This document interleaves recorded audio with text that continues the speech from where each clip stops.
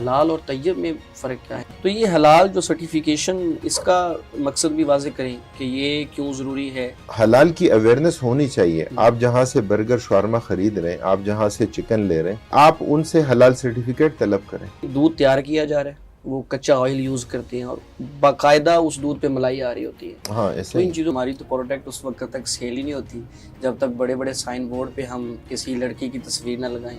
یہ ایک مت ہے، میں سمجھتا ہوں یہ حقیقت نہیں ہے. سر، حلال فوڈ انڈسٹری میں ٹیکنالوجی کا کیا کردار ہے؟ حلال سرٹیفکیشن کے لیے کن دستاویزات اور پروسیس کی ضرورت ہوتی ہے؟ مشین کے ذریعے جو ذبیحہ ہے، اس کے شرعی اور فقہی تقاضے جو ہیں وہ ہیومن اس میں انوالو نہیں ہے اور پراپر اللہ کے نام پر ذبیحہ نہیں کر رہا تو حرام ہے. جہاں بھی ہو رہا ہو، جو بھی اس کی صورت ہو، جو بھی اس کی شکل ہو، وہ حرام ہے.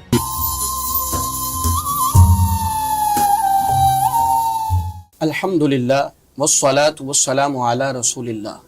معزز خواتین و حضرات، doctor Muzammil official plate form سے آپ کا ہوسٹ محمد مزمل آپ کی خدمت میں ایک نئے پوڈ کاسٹ ایپیسوڈ کے ساتھ حاضر ہے. یہاں ہم بات کرتے ہیں کھانے کی، ایسی دنیا کی جو نہ صرف مزیدار ہو بلکہ شریعت مطہرہ کے مطابق بھی ہو.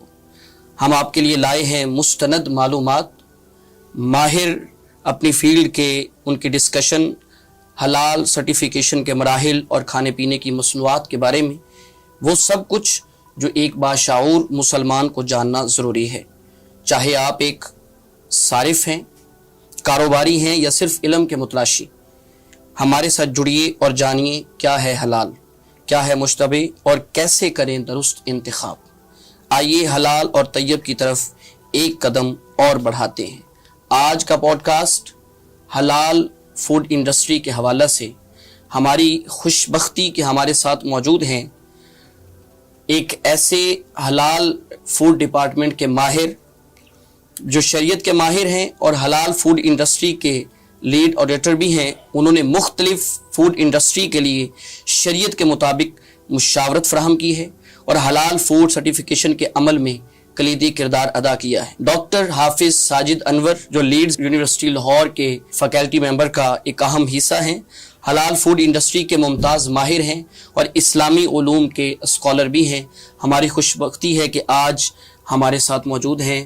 ڈاکٹر صاحب، دل کی اتھاہ گہرائیوں سے ہم اپنے اسٹوڈیو میں آپ کو خوش آمدید کہتے ہیں. جزاکم اللہ، بہت شکریہ. یہ ایک اہم ٹاپک تھا.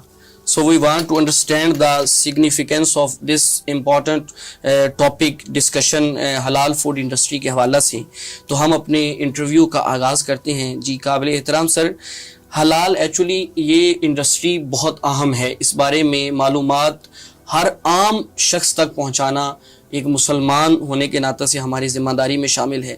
تو سب سے پہلے تو آپ ہمیں ذکر کیجئے کہ حلال فوڈ کی ایکچولی ڈیفینیشن کیا ہے، اس پر تھوڑی روشنی ڈالیے گا پلیز. جزاکم اللہ خیرہ جناب ڈاکٹر محمد مزمل صاحب، اللہ تعالیٰ آپ کو جزائے خیر دیں. آپ نے ایک بڑے اہم اور انتہائی دلچسپ موضوع کا انتخاب کیا ہے. بہت شکریہ سر. تو حلال فوڈ، ظاہر ہے کہ لفظ حلال جب آتا ہے تو شریعت مطہرہ میں یہ ایک اہم اصطلاح کے طور پر ہمارے سامنے یہ لفظ استعمال ہوتا ہے. جی بالکل. ہم اگر اس کو سمجھیں مختصراً تو حلال کیا ہے؟ ما احلہ اللہ، جس کو اللہ تعالیٰ نے حلال قرار دیا ہے. اور حرام کیا ہے؟ ما حرمہ اللہ، جس کو اللہ تعالیٰ نے حرام قرار دیا. کسی بھی انسان، کسی بھی فرد کا اس میں کوئی عمل دخل نہیں ہے. یعنی صرف عقل کی بنیاد پر بھی آپ اس بات تک رسائی نہیں کر سکتے، اس لیے کہ یہ شریعت ہی ہے، شریعت مطہرہ ہے کہ جو ہمیں بتاتی ہے کہ ہمارے لیے چونٹی کھانا بھی حرام ہے اور ہمارے لیے اونٹ کا گوشت کھانا حلال ہے. تو جو ہمیں شریعت بتاتی ہے حلال جانوروں کے حوالے سے، یا اسی طرح حلال مختلف اشیاء کے جن کا تعلق جو ہے وہ ایگریکلچر سے ہو، کہ جن کا تعلق ہمارے لیے پھلوں سے ہو، جن کا تعلق ہمارے لیے اور مختلف نیچرل چیزوں سے ہو، یا جو پروسیس کے نتیجے میں سامنے آتی ہیں مختلف اشیاء کی ترکیب کے نتیجے میں، کہ مختلف انگریڈینٹس کو جوڑ کر ہم کوئی چیز مرکب کرتے ہیں. تو سب سے پہلی بنیادی بات تو اس میں یہی ہوگی کہ حلال وہ ہے کہ جسے اللہ رب العالمین نے حلال قرار دیا ہے، اور حرام وہ ہے کہ جسے اللہ رب العالمین نے حرام قرار دیا ہے. یہ شریعت مطہرہ کی ایک بڑی واضح ڈیفینیشن ہے کہ جو ہمیں نظر آتی ہے. اس کے علاوہ جب ہم حلال فوڈ کی بات کرتے ہیں تو ظاہر ہے کہ حلال فوڈ کی بنیاد میں تو سب سے پہلے شریعت کا یہ کانسیپٹ ہمارے سامنے رہے گا جی بالکل ایسا کہ ہم حلال اسی کو کہیں گے کہ جو شریعت کی نظر میں حلال ہوگی. اس کے علاوہ حلال فوڈ یا حلال سرٹیفیکیشن کی جب ہم بات کرتے ہیں تو ظاہر ہے کہ اس کے لیے مختلف سٹینڈرڈز ہیں. مختلف ممالک نے اپنے سٹینڈرڈز بنائے اور ان سٹینڈرڈز کو پورا کرنا، اس کی تمام کلازز کو یقینی بنانا، اس کی پوری طرح امپلیمنٹیشن کرنا، تو اس کے مطابق جب کوئی چیز حلال ہوگی تو اس کو ہم حلال فوڈ کہیں گے. اور اس کے پیچھے جو ہے وہ شریعت مطہرہ کی بنیادی روح اور بنیادی کانسیپٹ جو ہے وہ ضرور اس میں کام کرے گا. جی بالکل، بہت اچھی وضاحت آپ نے فرمائی. اچھا قرآن، چونکہ آج کے دور میں خوراک کے معاملات میں بہت ساری چیزیں مکس ہو چکی ہیں، تو ہم چاہیں گے کہ قرآن و سنت کی روشنی میں حلال اور حرام غذا کے جو بنیادی اصول ہیں ان پر آپ ذرا روشنی ڈالیے. دیکھیے، حلال اور حرام چونکہ یہ قرآن کریم کا ایک ظاہری حکم ہے کہ ہم حلال کھائیں اور ہم حرام سے اجتناب کریں. بالکل ایسا. اللہ رب العالمین نے قرآن کریم میں اہل ایمان کو بھی اس بات کا حکم دیا ہے، کلوا مما فی الارض حلالا طیبا. اللہ رب العالمین نے اپنے انبیاء اور اپنے رسولوں کو بھی اس بات کا حکم دیا ہے کہ حلال اور طیب کھاؤ. اس سے جو چیز ہمیں معلوم ہوتی ہے وہ یہ کہ ایک عام انسان کے لیے بھی حلال و حرام کے اصول، احکام، آداب وہی ہیں کہ جو اللہ رب العالمین نے اپنے چنیدہ، برگزیدہ اپنے انبیاء، اپنے رسولوں کے لیے اللہ تعالیٰ نے جو حکم ذکر فرمایا ہے تو وہی حکم ہمیں اس میں نظر آتا ہے. حرمت کے اسباب ہیں.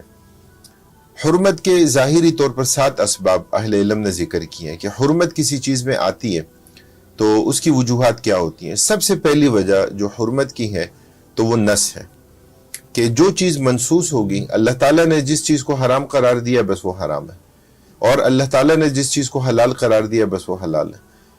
ہمارے پاس ایسا کوئی پیمانہ نہیں ہے کہ ہم اس کی ڈیپتھ میں ہم جائیں اور ہم سوال قائم کریں. ہم اس کی حکمتوں کو تو سمجھ سکتے ہیں بے شک ایسا ہی کہ اللہ تعالیٰ نے خنزیر کو حرام قرار دیا ہے تو اس کی مختلف حکمتیں، اس کی مختلف وجوہات ہیں. جی. اللہ تعالیٰ نے قرآن کریم میں فرمایا ہے کہ انما حرم علیکم المیت والدم ولحم الخنزیر وما اہل بہ لغیر اللہ. محرمات 4 بنیادی محرمات جو اللہ تعالیٰ نے قرآن کریم میں ذکر کر دیں. تو سب سے پہلی چیز تو نص ہے. جو چیز منسوس ہے حرام بس وہ حرام ہے. اس کے علاوہ جو اسباب ہیں دیکھیں اس میں ہے اضرار، کہ جو بھی حرام ہے اس میں ضرر ہے. ضرر کم یا زیادہ، نقصان اس کا کم یا زیادہ یہ ہوگا. مطلب آپ اس کو یوں سمجھیں، جس چیز کا جتنا ضرر ہوگا کم ہوگا تو اس کا درجہ بھی کراہت کا یا حرمت کا کم ہوگا، اور جس چیز میں ضرر زیادہ ہوگا تو اس کو ایک آسان اور سادہ مثال سے ہم یوں سمجھیں کہ مٹی کھانا مکروہ ہے. کیوں؟ مٹی کے جو اس کے مضر اثرات ہیں وہ کم ہیں، تھوڑے، اور زہر کھانا حرام ہے. کیوں؟ زہر کھانے کے بعد تو یہ نہیں ہوگا نا کہ کوئی فرد پھر سوچے گا کہ اچھا اب اس کے بعد حکم کیا ہے، بلکہ وہ پھر مفتی صاحب سے کہاں پوچھے گا. تو اضرار ہے، اسکار ہے. اسکار کیا ہے؟ جس چیز میں نشہ ہے شریعت نے اس کو حرام کر دیا. کل مسکر حرام، فرمائے کہ ہر نشہ آور چیز کیا ہے وہ حرام ہے.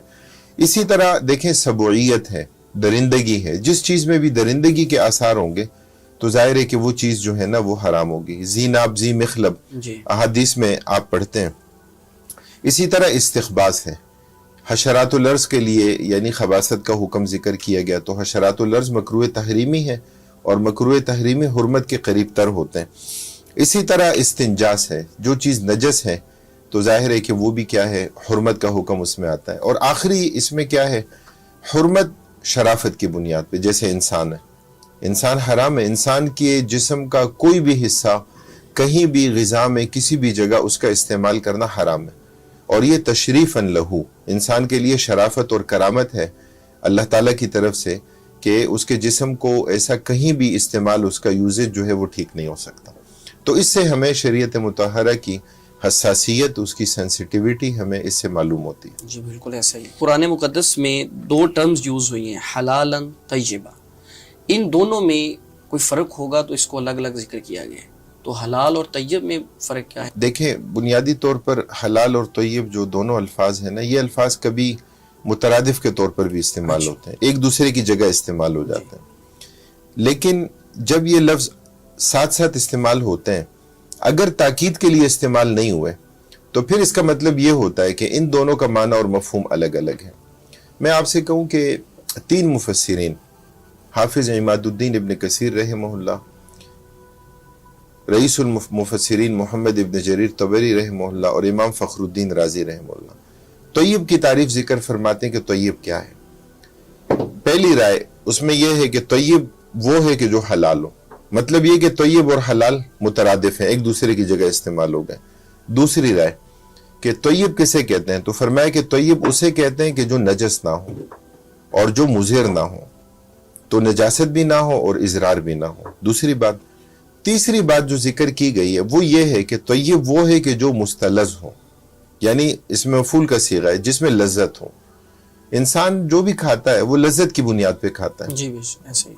यानी गाड़ी है ना, गाड़ी में हम पेट्रोल डालते हैं तो जाहिर है गाड़ी को तो कोई मजा नहीं आता पेट्रोल का, लेकिन इंसान जो भी खाता है वो तो टेस्ट की बुनियाद पे, ज़ौक़ की बुनियाद पे, लज्जत की बुनियाद पर इंसान खाता है।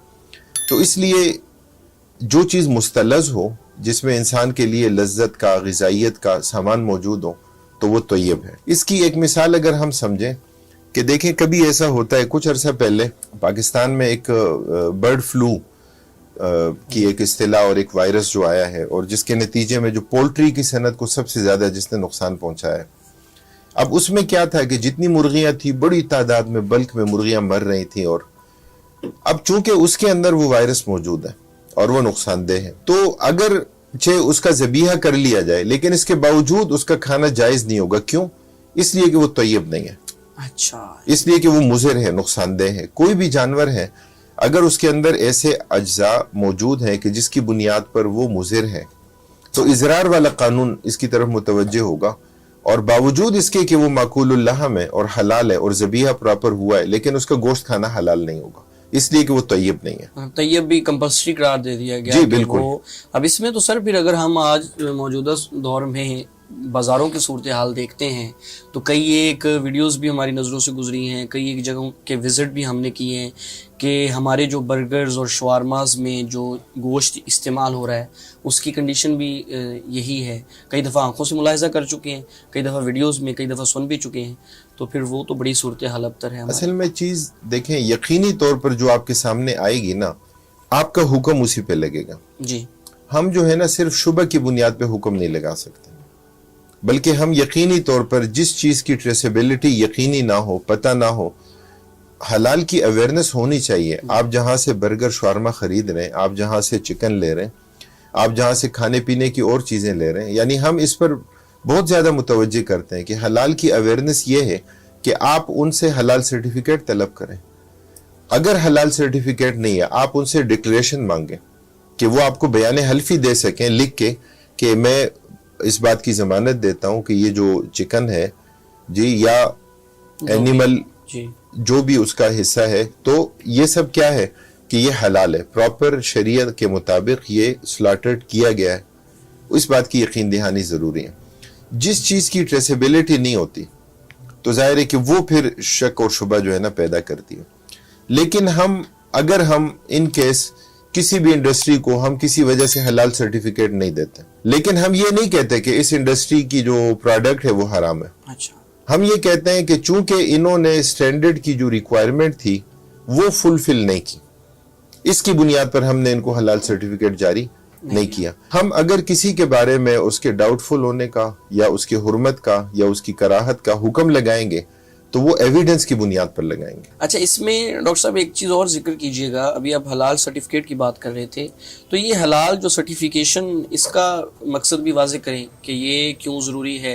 ये आज से कुछ अरसा पहले तो लोगों को इसकी बिल्कुल अवेयरनेस नहीं थी। बिल्कुल ऐसे ही।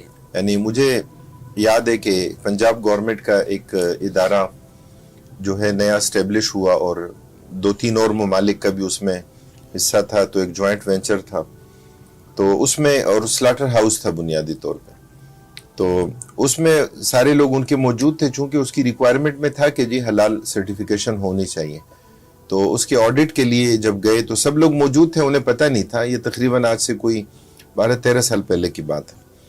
तो जब उन्हें हलाल सर्टिफिकेशन पे मैंने कुछ चीज़ें बताई या ट्रेनिंग थी, तो और उसमें उनको ये बताया कि जानवरों की किस्में हैं कि कौन सा जानवर माकूलुल लहम है, कौन सा गैर माकूलुल लहम है।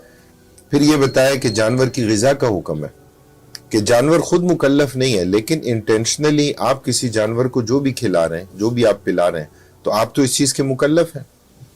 تو اسی لیے اور شریعہ میں یعنی آپ صلی اللہ علیہ وسلم کی احادیث میں جلالہ کا ذکر آیا ہے کہ جس جانور کی غالب غذائیت نجاست ہو تو آپ صلی اللہ علیہ وسلم نے نہا عن الرکوب علیہا، اس جانور پر سواری کرنے سے بھی منع فرمایا، گوشت کھانے سے بھی منع فرمایا. تو جب اس نوعیت کی ساری باتیں میں نے بتائیں تو ایک سینئر بیوروکریٹ تھے وہاں، تو انہوں نے مجھے کہا، اور یہ خیر بات بڑی ایک مذاق کی تھی، انہوں نے کہا کہ مفتی صاحب آپ تو کل کو یہ بھی کہیں گے کہ یہ میل فیمیل جانور ہیں، ان کا نکاح نامہ بنوائے. تو میں نے انہیں کہا نہیں، جو چیز شریعت ہمیں جس چیز کا مکلف کرتی ہے نا، ہم اس کے مکلف ہیں، اور جو شریعت ہمیں مکلف نہیں بناتی تو ہم اس کے مکلف نہیں ہیں. میں نے انہیں یہ ساری چیزیں بتائیں. اس وقت یہ کویسچن چونکہ بڑا ایک عام تھا، لوگوں کو پتہ نہیں تھا اس چیز کا، اویئرنس نہیں تھی. دیکھیں پہلے چیزیں تھی نیچرل، یعنی ہم گاؤں دیہات کا پس منظر رکھتے ہیں، ہمیں پتہ ہے کہ گاؤں دیہات میں لوگ مرغی بھی امام مسجد سے ذبح کرواتے ہیں. بے شک ایسا ہی ہے، بالکل ایسا ہی. اچھا مجھے خود جو ہے نا اپنے گاؤں جب کبھی عید کا موقع ملتا تھا نا، تو میں یعنی بمشکل ظہر سے کچھ پہلے واپس، عید کے بڑی عید والے دن، وجہ اس کی کیا ہوتی تھی کہ وہاں عید پڑھائی، اس کے بعد ہر بندے کی خواہش ہے کہ پہلی چھری آپ پھیرے. حالانکہ ہم نہ قصائی تھے، نہ سلاٹر مین تھے، نہ ہمیں اس چیز کا پتہ تھا، اور ہم سے زیادہ بڑے ماہرین وہاں موجود ہوتے تھے. لیکن ان کا کانسیپٹ یہ تھا کہ یہ ہمارا جانور حرام نہ ہو جائے، چونکہ انہیں شریعہ کا پتہ ہے. تو یہ چیز ہوتی تھی بنیادی. اب پہلے جب چیزیں سادہ تھیں، نیچرل تھیں، پروسیسڈ فوڈ کی چیزیں نہیں تھیں. اب وقت کے ساتھ ساتھ جب طلب بڑھی ہے تو اس کے نتیجے میں کھپت میں اضافہ ہوا ہے، اور ہمیں ہر چیز میں جو ہے نا پروسیسنگ کا ایک عمل دخل نظر آتا ہے. اب ایک چیز فی نفسی ہی حلال ہے، لیکن آپ دیکھیں اس کی فرمنٹیشن کے نتیجے میں وہی چیز اس میں حرمت کے اسباب پیدا ہو سکتے ہیں. آپ دیکھیں نبی کریم صلی اللہ علیہ وسلم کے زمانے میں نبیز تیار ہوتی تھی، نبیز التمر، نبیز العنب اور دیگر مختلف نبیزیں جو تیار، مشروب تھا. لیکن اسی مشروب کو جب زیادہ وقت کے لیے اس کو رکھا کرتے تھے تو اس میں جو ہے نا نشہ پیدا ہو جاتا تھا. تو اللہ کے رسول صلی اللہ علیہ وسلم نے منع فرمایا کہ اس کو ایک دن ایک رات کے لیے آپ رکھ لو. جی کھجوریں ہیں، چھوارے ہیں، دودھ میں رکھ لیتے تھے، پانی میں رکھ لیتے تھے، مشروب اس کا ہوتا تھا، پیتے تھے. لیکن اگر زیادہ وقت رکھیں گے تو اس میں نشہ آور ہونے کی کیفیت جو ہے نا وہ پیدا ہو جائے گی. تو حلال سرٹیفیکیشن اصل میں اس چیز کو یقینی بناتی ہے کہ آپ کا جو فوڈ پروسیسنگ کا پورا نظام ہے اس میں کہیں حرام انگریڈینٹس تو نہیں آ رہے، یا پھر اس کی اس پوری ترکیب کے نتیجے میں کہیں از خود اس میں نشہ تو پیدا نہیں ہو رہا، کہیں اس میں اضرار تو پیدا نہیں ہو رہا، کہیں اس میں اسکار تو پیدا نہیں ہو رہا. تو را میٹیریل سے لے کر فنش پروڈکٹ تک اس کا جتنا بھی اس کا فلو چارٹ ہے، اس کے تمام مراحل کو دیکھنا، اور اس میں جہاں جہاں یعنی حلال کنٹرول پوائنٹ HCPs انوالو ہیں تو ان کو یقینی بنانا، اور آخر میں جا کر اس بات کی تصدیق کرنا کہ یہ جو کھانے پینے کی چیز ہے یہ را میٹیریل سے لے کر اور اپنی پیکیجنگ تک، فنش پروڈکٹ بننے تک یہ حلال ہے. تو حلال سرٹیفیکیشن کے نتیجے میں یہی کام ہوتا ہے. تو اس لیے اس کی بڑی اہمیت ہے، اس کی ضرورت ہے. اور سر ایسا اس میں حلال سرٹیفکیٹ اگر ایک شخص ہمیں دکھا دیتا ہے، لیکن جب ہم اپنی تسلی کے لیے پوری ریسرچ کرتے ہیں تو ایک شاپ ہے، اس پہ دودھ کی ریکوائرمنٹ ڈیلی بیسس پہ اگر 50,000 لیٹر وہاں پہ دودھ چاہیے، تو وہ اس کی جو آ رہا ہے دودھ اس کے پاس، جو اس کے پاس موجود ہے یا جتنے اس کے پاس جانور ہیں، وہ صرف 10,000 لیٹر تک آ رہے ہیں، لیکن اس کے باوجود بھی وہ ریکوائرمنٹ پوری کر رہا ہے. صحیح. تو اب وہ تو حلال سرٹیفکیٹ بھی پھر مشکوک ہو گیا.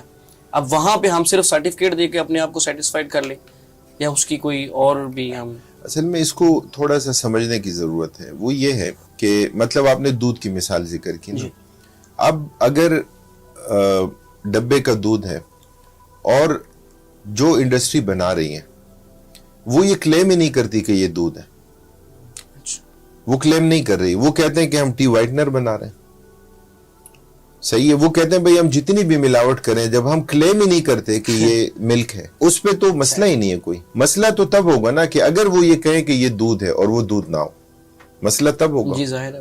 تو باقی اگر وہ یہ کلیم نہیں کرتے، اس لیے ہمیں جو ہے نا، میں یہ کہتا ہوں کہ ہمیں جو بھی اس کی یعنی پیکنگ ہے اور جو بھی اس کی ڈیٹیل ہے اور جو بھی اس کے لسٹ آف انگریڈینٹس ہیں، ہمیں ان سب کو پڑھنا آنا چاہیے. اس کے ای کوڈز کو ہمیں اس کی ٹریسیبلٹی کی طرف جانا چاہیے. جی اور ہمیں اس چیز کو یقینی بنانا چاہیے کہ کوئی بھی چیز ہو تو اس کی ٹریسیبلٹی یقینی ہو. اب مسئلہ یہ ہوا نا, ہمارے یہاں جو ملٹی نیشنل اداروں نے ایک پورا جال بچھایا ہے. اب یہاں گوالا تو بدنام ہے کہ جی وہ پانی ملاتا ہے. اب وہ بیچارہ کتنا پانی ملاتا ہوگا, کتنا نہیں ملاتا ہوگا, یہ الگ بات. لیکن جو بات آپ نے بتائی کہ مطلب اگر 1000 kg آ رہا ہے ملک, اور جب اس دن کا فنش پروڈکٹ ان کا جو پیکنگ ہو رہی ہے وہ 4000 kg ہو رہا ہے, لیکن یہ ماشاءاللہ انڈسٹری والے حاجی صاحب ہیں اور یہ اچھے ہیں اس لیے کہ یہ صحیح چیز پرووائڈ کر رہے ہیں. کیمیکلز ڈال رہے ہیں, مختلف اور ایسے انگریڈینٹس اس میں ڈالتے ہیں کہ جس کے نتیجے میں ایک عام آدمی کو لگتا ہے کہ یہ تو ماشاءاللہ گاڑھا دودھ ہے, لیکن دودھ کے جو بھی خواص ہیں وہ تو سارے اس میں سے نکال لیے. تو اس لیے پہلی چیز یہ کہ ہمیں یہ بات دیکھنی ہے کہ وہ کلیم کیا کرتے ہیں. اچھا میں یہاں نام نہیں لیتا چونکہ بعض انڈسٹریز ایسی ہوتی ہیں کہ شاید ان کا ہو, لیکن میں آپ کو اگر بتاؤں کہ اگر ہمارے ادارے اس حوالے سے پراپر کام کریں, یعنی ایک شربت بنانے والی جو فیکٹری ہے وہ شربت بناتی ہے, اور ہمارے ہاں شربت بنا کے اس کے باہر جو ہے نا اشتہار ان کا کیا ہوتا ہے کہ سارے پھل سارے فروٹس کی تصویریں ہوتی ہیں. جی بالکل ایسے, جیسے کہ یہی انہی چیزوں کا خلاصہ اور اس کا نچوڑ, حالانکہ پلپ اس میں 25% 30% سے زیادہ کبھی نہیں جاتا کہ جو اصل پھلوں سے حاصل کیا گیا, باقی دیگر ساری چیزیں ایڈیشنل اس میں شامل کی گئی. اب وہی جو انڈسٹری ہے باہر جو ان کی لیبلنگ ہے تو اس میں آپ دیکھیں گے کہ اس میں کوئی پھل اور کوئی فروٹ اس میں نہیں ہے, یعنی وہ وہاں یہ کلیم ہی نہیں کرتے کہ مطلب ہم ان پھلوں کا جوس آپ کو پلا رہے ہیں. تو یہ تو یعنی ملکی جو ہمارے ریاستی ادارے ہیں یہ ان کا کام ہے کہ اس لیے کہ اس وقت جو مارکیٹنگ کا نظام ہے نا اس میں جھوٹ کا کاروبار ہے اور دکھاتے کچھ ہیں ہوتا کچھ اور ہے. مضر صحت چیزوں کو ہمارے نوجوانوں کے ذہنوں میں ایسے بٹھا دیتے ہیں کہ جیسے یہی طاقت ہے. یعنی کولڈ ڈرنکس کو آپ دیکھ لیں, یعنی میڈیکلی آپ یہ دیکھیں کہ کون سا میڈیکل ڈاکٹر ہوگا جو یہ کہے گا کہ یہ صحت کے لیے مفید ہے. لیکن آپ اشتہارات دیکھیں تو اشتہارات میں تو یہ ہوگا کہ مطلب کولڈ ڈرنک پینے کے نتیجے میں پہاڑ سے چھلانگ لگا رہا ہے, کولڈ ڈرنک پینے کے نتیجے میں جو ہے نا چیتے کے منہ میں ہاتھ ڈال رہا ہے, انرجیٹک شو کر, ہاں انرجیٹک اس کو شو کرتے ہیں اور جذبات سے کھیلتے ہیں نوجوانوں کے بالکل ایسے کہ کولڈ ڈرنک پینے کے نتیجے میں لڑکیاں اس کا دیدار کرتی ہیں کہ ماشاءاللہ یہ نوجوان بہت ہٹا کٹا ہے. تو یہ ایک خیالی ایک تخیلاتی دنیا ہے اور جھوٹ کا کاروبار ہے کہ جو ہمیں نظر آتا ہے. اس میں سر دیکھا جائے تو دودھ کی جو پہچان باقاعدہ ہمیں بتائی جاتی رہی ہے اب تک کہ جس کے اوپر ملائی آئے سمجھے وہ خالص ہے. لیکن ہمارے ایک دوست ہیں اس ڈپارٹمنٹ میں ہی, فوڈ ڈپارٹمنٹ, وہ انہوں نے بتائے ہیں کئی کیسز ہمیں دکھائے بھی ہیں کہ یہ دودھ تیار کیا جا رہا ہے, وہ کچا آئل یوز کرتے ہیں اور باقاعدہ اس دودھ پہ ملائی آ رہی ہوتی ہے. تو ان چیزوں کو پکڑنا تو اچھا سر, حلال فوڈ انڈسٹری کی عالمی مارکیٹ وہ کتنی بڑی ہے اور پاکستان اس میں کتنی دلچسپی لے رہا ہے, ہماری حکومت اسٹیٹ کی سطح پہ اس کو اصل میں دیکھیں حلال فوڈ انڈسٹری کی جو عالمی مارکیٹ ہے 2024 کے اعداد و شمار ہمیں بتاتے ہیں کہ $3 ٹریلین کی ایک بہت بڑی مارکیٹ. لیکن اتنی بڑی مارکیٹ میں جو حصہ مسلم ورلڈ کا ہے یعنی وہ بہت کم ہے. یہ ایک المیہ ہے کہ ہمیں مطلب اگر ہم میٹ کی بات کریں, میٹ ایکسپورٹر کی ہم بات کریں کہ پاکستان سے جو میٹ ایکسپورٹ ہوتی ہے اس میں ہمارا حصہ بہت تھوڑا ہے, بہت کم, اور اس میں بہت بڑا حصہ جو ہے انڈیا کا ہے. اس میں بہت بڑا حصہ جو ہے نا ان کنٹریز کا ہے کہ جو مسلم کنٹریز نہیں ہیں. اس لیے کہ ان لوگوں نے صرف ان ریکوائرمنٹس کو سمجھا ہے کہ بنیادی طور پر اس کے کیا اس کی ریکوائرمنٹس ہیں, اس کے تقاضے کیا ہیں, ان کو وہ پورا کرتے ہیں اور بڑی منڈیوں تک ان کی رسائی ہے. اس لیے کہ حلال کی ڈیمانڈ اور طلب میں دن بدن اضافہ ہو رہا ہے. ہم اگر میٹ کی بات کریں, دیکھیں ہمارے ہاں ذبیحہ کا کانسیپٹ ہے, ٹھیک ہے, یہودیوں کے ہاں کوشر کا کانسیپٹ ہے جو ذبیحہ سے ملتا ہے, اس لیے کہ ان کا ربی بھی موجود ہوتا ہے کہ پراپر اللہ کے نام پر ذبیحہ ہے یا نہیں ہے. اور ہمارے ہاں تو ظاہر ہے کہ واضح ہے کہ انما حرم علیکم المیت والدم ولحم الخنزیر وما اہل بہ لغیر اللہ, اللہ کے ماں سوا اور جس کا نام بھی لیا جائے, یہاں تک کہ اگر کسی کے استقبال کے لیے جانور ذبح کیا گیا اور اس کی ضیافت مقصود نہیں ہے، تو ہمارے علماء نے محققین نے تو لکھا ہے کہ وہ بھی حرام ہے، اس لیے کہ اس میں صرف اس بندے کی تعظیم مقصود ہے، اس کو کھلانا مقصود نہیں ہے، بلکہ اس کے اعزاز میں، اس کی تکریم میں جو ہے جانور ذبح کیا جا رہا ہے۔ اب آپ دیکھیں کہ مغرب میں ایک کانسیپٹ تھا اینیمل ویلفیئر کا، اور وہ کانسیپٹ کیا تھا کہ آپ لوگ جانور کو تڑپا کر مارتے ہو، ہم جانور کو آرام دہ موت دیتے ہیں۔ اور ان کا کانسیپٹ تھا سٹننگ کا، کہ ہم جانور کا دماغ معاف کر دیتے ہیں، وہ کسی الیکٹرک شاک کے ذریعے کرتے ہیں، گیس کے ذریعے کرتے ہیں، یا فائر کرتے ہیں اس کے دماغ پہ۔ لیکن اس چیز کو یقینی بناتے ہیں سٹننگ میں یہ ہوتا ہے کہ اس کی 7-8 شرائط ہیں کہ اگر جانور کی اس سے موت واقع نہ ہوئی ہو اور کوئی ویٹرنری ڈاکٹر جو ہے موقع پر جا کر تصدیق کرے کہ صرف اس کے دماغ کو معاف کیا گیا، باقی اس کا بلڈ ریموول جو ہے سارا کا سارا اس کی رگیں کٹنے کے نتیجے میں ہوا ہے، تو اس صورت میں سٹننگ تو کی لیکن جانور حلال ہو گیا۔ یعنی اس بات کو یقینی بنایا جائے کہ جانور کی ڈیتھ جو ہے وہ اس کسی بھی عمل کے نتیجے میں نہ ہو، بلکہ اس کی ڈیتھ جو ہے وہ بلڈ ریموول کے نتیجے میں ہو، ذبیحہ کے اس عمل کے نتیجے میں۔ اچھا، اس کا فائدہ کیا ہوتا تھا؟ وہ ان لوگوں کے ہاں فائدہ تو نہیں تھا، نقصان ہی تھا، لیکن وہ لوگ یہ سمجھتے تھے کہ ہم اینیمل ویلفیئر کا کام کرتے ہیں، ہم جانور کو آرام دہ موت دیتے ہیں، آپ جانور کو تڑپا کر مارتے ہو۔ لیکن آج مغرب بھی اس بات کو سمجھ چکا ہے کہ بلڈ ریموول جو ہے نا، یہ ذبیحہ کے اور کوشر کے طریقے کے بغیر ممکن ہی نہیں ہے۔ یعنی جانور کی ہارٹ بیٹ میں جب اضافہ ہوتا ہے، جب اس کی رگیں کٹتی ہیں اور جب وہ تڑپتا ہے، جب وہ ظاہر ہے کہ پاؤں ہلاتا ہے، حرکت کرتا ہے، تو اس کے نتیجے میں سارا کا سارا بلڈ اس کا ریموو ہو جاتا ہے، اور یہی بلڈ اصل میں حرمت کی بنیاد ہے۔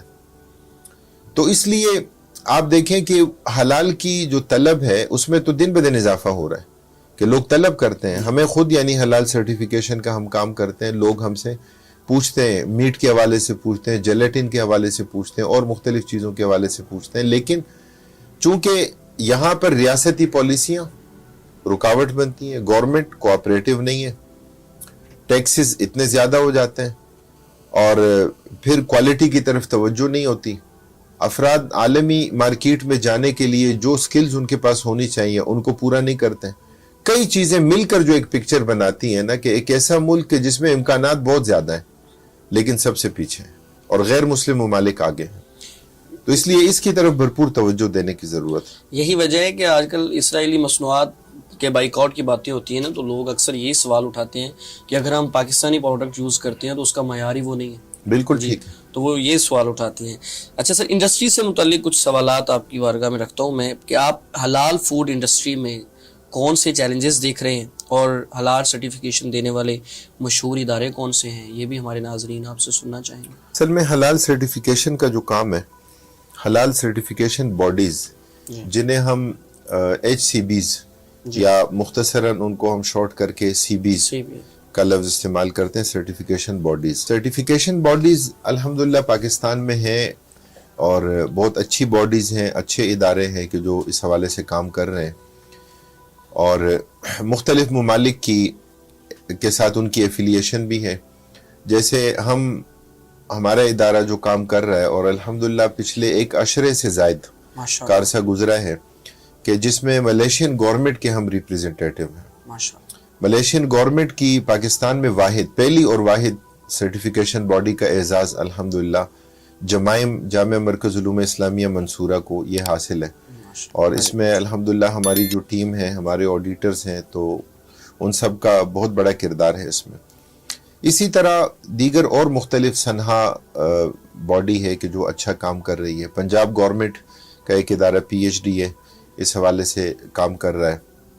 الوائز سرٹیفیکیشن کا کام ہے اس میں، اور دیگر مختلف ادارے بھی اس حوالے سے جو ہیں وہ کام کر رہے ہیں۔ جو چیلنجز ہیں، دیکھیں میں اکثر یہ بات کہا کرتا ہوں کہ ہمارے ملک میں جو مسلک پرستی کا ایک مسئلہ آ گیا ہے، اور ریاست اس میں پوری طرح دخیل ہے، اس لیے کہ ریاست جب مسجد کی رجسٹریشن کرتی ہے نا پاکستان میں، آپ دیکھیں کہ آج بھی اگر کوئی شخص یہ کہہ دے کہ میں کسی مسلک کے ساتھ ایفیلیشن کو نہیں ظاہر کرنا چاہ رہا تو نہیں کریں کہ میں صرف اسلام کی بنیاد پہ، تو ان کو سمجھ یہ بات نہیں آتی. وہ کہتے ہیں نہیں یہ تو آپ کو کرنا پڑے گا. اسی کی بنیاد پہ کوٹا ہوتا ہے.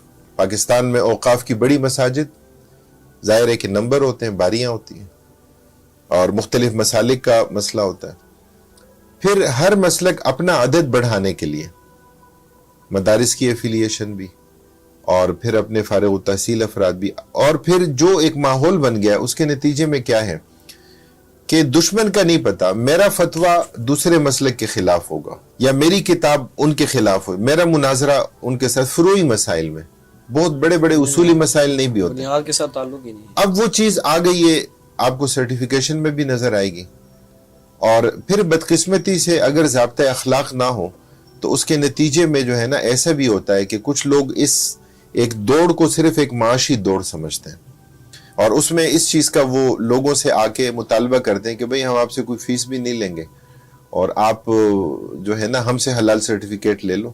یعنی پھر اگلے سال لے لیتے ہیں، ڈبل لے لیتے ہیں، لیکن کسی کے کلائنٹ کو توڑنا اور کوشش اس بات کی کرنا کہ ہماری طرف لوگوں کا رجحان ہو، رجوع ہو، اور اس چیز کو یقینی نہ بنانا کہ بھئی حلال، جب نام ہی حلال کا ہے، حلال سرٹیفیکیشن ہے، تو اس کی حساسیت کتنی زیادہ ہوگی. بالکل ایسے. جب تک یہ چیزیں ہوں گی نا، یہ بگاڑ پیدا کرتی ہیں. یہ ضابطۂ اخلاق جب نہیں ہوتا تو یہ مسائل پیدا کرتا ہے. ملکی سطح پہ آپ دیکھیں ہمارے ہاں کچھ ایکسپورٹ کے لیے اویئرنس ہے، کچھ قوانین ہے، اور اس کی بھی زیادہ جو بڑی وجہ ہے نا، وہ جو باہر کے ممالک کی جو اپنی ڈیمانڈ ہوتی ہے نا کہ بھئی ہمیں مطلب میٹ یہاں سے ایکسپورٹ ہونی ہے، جیلیٹن یہاں سے ایکسپورٹ ہونی ہے، تو ان کی جو ریکوائرمنٹ ہے ان کو پورا کرنا یہاں ضروری ہے. باہر سے جو چیزیں آ رہی ہیں پاکستان میں درآمد ہو رہی ہیں، جو امپورٹ ہے، یعنی اس کے لیے ابھی بھی قانون سازی کی ضرورت ہے کہ اس کے تمام اجزاء کو دیکھا جائے، اس کے جتنے بھی انگریڈینٹس کا اس میں استعمال ہے اس کو دیکھا جائے، اس کو یقینی بنایا جائے کہ اس میں حلال ہو، اس میں حرام نہ ہو.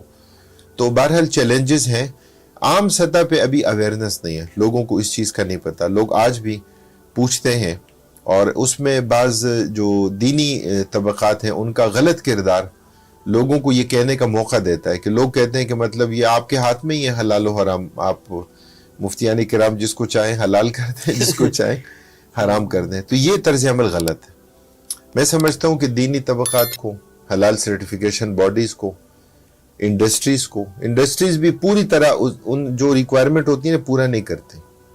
وہ آ کے آپ کو، یعنی ہم نے کئی مواقع پہ دیکھا ہے کہ انڈسٹری کے لوگ آتے ہیں اور وہ کہتے ہیں کہ سر آپ ہم سے پیسے لے لیں، اور ہمیں ڈاکومنٹیشن کا بھی نہیں پتا، ہمیں کسی چیز کا نہیں پتا، سب کچھ آپ کریں، خواہ ہم سے فیس زیادہ لے لیں. تو انڈسٹری اپنی ذمہ داری پوری کرے، ریاستی سطح پر کام ہو، عوام میں اویئرنس ہونی چاہیے، حلال سرٹیفیکیشن باڈیز اپنا کردار ادا کریں، تو انشاءاللہ بہتر انداز میں یہ کام ہو سکتا ہے. اور پاکستان جو ہے نا، میں سمجھتا ہوں کہ ایک لیڈنگ رول میں پاکستان آ سکتا ہے کہ حلال کی فیلڈ میں یہ دنیا کی امامت کرے. تو سر اس میں یہ کہ پاکستان یا کسی اور اسلامی ملک میں جو حلال فوڈ کی مانیٹرنگ کا کوئی سسٹم ہوگا تو وہ اس پہ ذرا ایکسپلین کیجیے وہ کیسے کی جاتی ہے. یہ صحیح اصل میں ریاستی سطح پر جہاں بھی اس کے لیے پراپر نظام بنایا گیا تو بہت اچھا اور بہتر نظام جو ہے نا وہ الحمدللہ اس کے لیے ہے. مطلب میں آپ کو دو ممالک کی میں مثال وہ ملیشیا کی اور جاپان. اور چونکہ ان ممالک میں ایک ایشو یہ بھی ہے کہ غیر مسلم جو ہے نا بہت بڑی تعداد ہے اور مسلمانوں کی تعداد جو ہے نا کم ہے. تو یہ ایک کویسچن ظاہر ہے کہ ان کے سامنے ہمیشہ ہی رہتا ہے کہ حلال فوڈ جو ہے وہ ہوٹل بھی ہے نا، تو ہوٹل میں یہ کہ یہ حلال فوڈ اس میں ہے یا نہیں ہے، یا کہیں مکسنگ ایسا تو نہیں ہے کہ مطلب کہیں ایک ہی جگہ پہ کوئی کھانا بن رہا ہے اور وہ حلال کنسیڈر ہو رہا ہے، لیکن اسی جگہ پر وہی کوک جو ہے اسی توے پہ یا اسی اوون میں یا جو بھی ہے تو اس میں جو ہے نا وہ حرام بھی تیار کر رہا ہے. تو ظاہر ہے کہ جو حلال کی حساسیت ہے وہ تو یقینی نہیں ہوگی اس میں. تو اس لیے وہاں پر تو باقاعدہ اگر کوئی مطلب گروسری شاپ بھی ہے تو اس پہ بھی باقاعدہ انہوں نے ڈسپلے کیا ہوتا ہے کہ ان کے پاس جو جو چیزیں ہیں اور ان میں سے کتنی چیزیں ہیں کہ جو حلال ہیں اور کتنی چیزیں ہیں کہ جن کے پاس حلال سرٹیفکیٹ ہیں، کتنی چیزیں ہیں کہ جن کے پاس حلال ڈکلیریشن ہے، اور کئی چیزیں ایسی ہوتی ہیں کہ جو مطلب آپ خود بھی کلیم کریں تو پتہ ہوتا ہے کہ جو نیچرل ہیں جس میں کوئی بھی پروسیس انوالو نہیں ہے. جیسے نمک ہے، سالٹ میں اب کیا ہے، کچھ بھی نہیں ہے، کوئی پروسیس اس میں انوالو نہیں، الا یہ کہ کوئی ایڈیشن اس میں نہ ہو یا اس کی پیکیجنگ میں کوئی ایسی چیز جو ہے نا وہ نہ ہو. تو فی نفسی ہی نمک جو ہے اس میں حلت کا عمومی حکم و ذکر کیا جاتا ہے. تو یہ میں نے دیکھا ہے کہ وہاں پہ یعنی باقاعدہ ہوٹلس ہیں یا شاپس ہیں، تو یہ چیز یقینی ہوتی ہے اس میں کہ مطلب یہ حلال ہے اور یا نان حلال ہے. حرام کا تو نہیں لکھتے کہ آپ پہ حرام ہے، لیکن اگر حلال نہیں ہے تو پھر وہ پراپر ڈسپلے نہیں. تو اس لیے جو فرد جاتا ہے تو وہ اپنی جو حلال کی ضرورت ہے اسی کے مطابق وہ وہیں پر رجوع کرتا ہے. یہاں مجموعی طور پہ الحمدللہ مسلمان ہیں اور حلال کے حوالے سے حساسیت بھی بہت زیادہ ہے. جی بالکل ایسے ہیں. اور کچھ جو ہے نا ہمارے کانسیپٹس بگڑ گئے.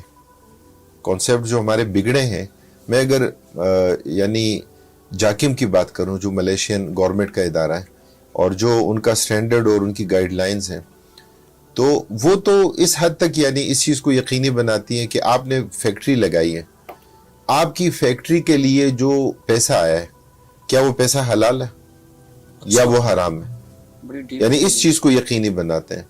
ظاہر ہے کہ ہم بہت زیادہ کسی کی ٹرانزیکشن تو چیک نہیں کر سکتے، ہم جاکم کے ریپریزنٹیٹیو ہیں، لیکن ہم کسی سے یہ تو نہیں کہہ سکتے کہ بھئی لکھ کر دو ہمیں کہ حلال ہے یا حرام ہے.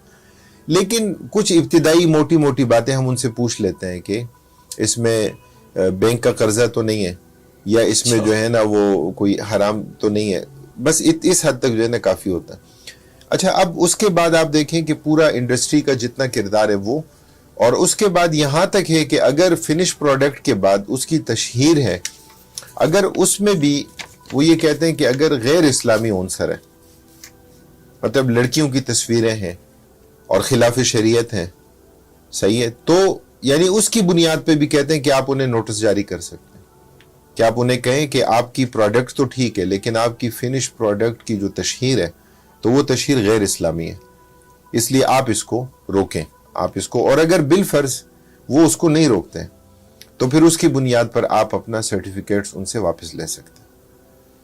تو اب ہمارے ہاں کیا ہے، ہمارے ہاں جو سینسیٹیوٹی یا جو تصورات بگڑ گئے نا، وہ یوں بگڑے ہیں کہ یہاں پہ جو ہے نا لوگ کھانے پینے میں تو حلال کا خیال رکھتے ہیں، کھانے پینے میں، لیکن معاملات میں حلال کا خیال نہیں رکھتے.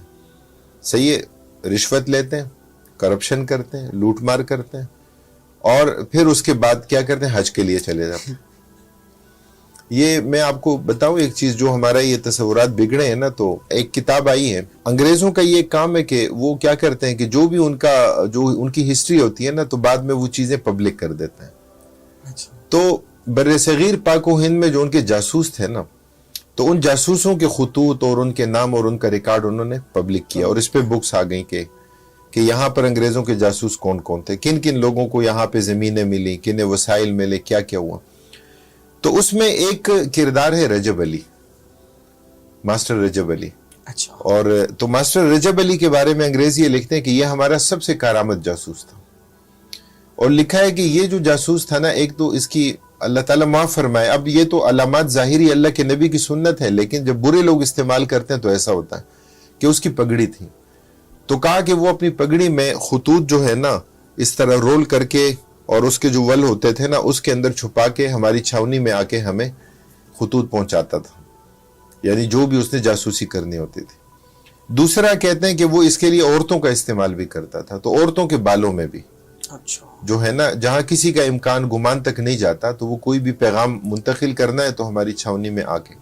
انہوں نے پھر ایک جگہ اس کا جو ہے نا خط لکھا ہے کہ رجب علی یہ لکھتا ہے، بہادر ایسٹ انڈیا کمپنی اور ملکہ برطانیہ کی بے پایہ فیوز اور عنایات کے نتیجے میں اس قابل ہو گیا ہوں کہ حج بیت اللہ سے مشرف ہو سکتا. اب اتنا حرام مال کمایا کہ اس کے بعد جو ہے نا وہ حج کے لیے چلے گئے. اب یہاں پہ کانسیپٹ یہ، تو اس لیے میں یہ سمجھتا ہوں کہ حلال کا تصور ہماری پوری زندگی کا احاطہ کرتا ہے، بالکل ایسا ہے، کھانے پینے کا بھی، ہماری نظر کا بھی، ہماری بینک ٹرانزیکشن کا بھی. رشوت بھی نہ لیں، کرپشن بھی نہ کریں، لوٹ مار بھی نہ کریں. اوفوا بالعقود، اللہ تعالیٰ فرماتے ہیں کہ اپنے وعدے، اپنی کمٹمنٹس پوری کرو. تو بہرحال یہ ایک بہت بڑا ایک وسیع تصور ہے، اور جس طرح ان ممالک میں کہ جہاں ضرورت ہے ان کی اور وہ اس کی طرف توجہ دے رہے ہیں تو ظاہر ہے ہمارے یہاں بھی بھرپور توجہ اس کی طرف ہونی چاہیے. ہماری تو سر ایڈورٹائزمنٹ کی آپ نے بات کی ہے, ہماری تو پروڈکٹ اس وقت تک سیل ہی نہیں ہوتی جب تک بڑے بڑے سائن بورڈ پہ ہم کسی لڑکی کی تصویر نہ لگائیں. ایون اصل کہ میں یہ ایک مت ہے, میں سمجھتا ہوں یہ حقیقت نہیں ہے, لیکن چونکہ لوگوں نے یہ سمجھ لیا. جی یہی میں کہنا چاہ رہا ہوں. ایون کہ سر جس پروڈکٹ کا یا اس چیز کا اس عورت کے ساتھ یا اس لڑکی کے ساتھ اس کے یوز میں ہی نہیں ہے, ہاں وہ جینڈر میں میل یوز کر رہے ہیں, ہاں لیکن اس کو ایڈورٹائز ایک فیمیل کر رہی ہے. تو اس کی بہت ساری اگزامپلس دی جا سکتی ہیں. تو یہ یعنی اس حد تک ہم نے عورت کو ایڈورٹائزمنٹ کے لیے انوالو کر لیا ہے. بالکل ایسا ہی. اچھا سر, حلال فوڈ انڈسٹری میں ٹیکنالوجی کا کیا کردار ہے؟ دیکھیے حلال فوڈ انڈسٹری میں ٹیکنالوجی کا بہت بڑا رول, بہت بڑا کردار ہے. چونکہ جب چیزیں سادہ تھیں, نیچرل تھیں, تو اس وقت کوئی بہت زیادہ سوالات جو ہے نا وہ قائم نہیں ہوتے تھے. جی. اب جب سے اس میں پروسیسنگ کا آغاز ہوا ہے اور ظاہر ہے کہ جی ایم اوز کا ایک کانسیپٹ آیا ہے, جینیٹیکلی موڈیفائڈ چیزوں کو, اس کی جینز کو تبدیل کر دیا جاتا ہے.